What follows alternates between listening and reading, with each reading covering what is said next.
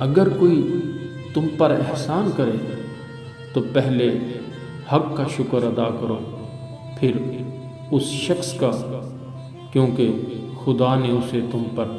مہربان کیا ہے۔ جو شخص کثرت خواہشات سے اپنے دل کو مردہ بنائے، اس کو لعنت کے کفن میں لپیٹو اور ندامت کی زمین میں دفن کر دو، اور جو نفس کو خواہشات سے باز رکھتا ہے، اس کو رحمت کے کفن میں لپیٹو اور سلامتی کی زمین میں دفن کر دو۔ وہ زمانہ جس میں علماء دنیا پر فریفتہ ہوں، غربت اسلام کا زمانہ ہے۔ عیال کی کثرت اور معاش کی قلت سے پریشان ہونے والے گھر جا،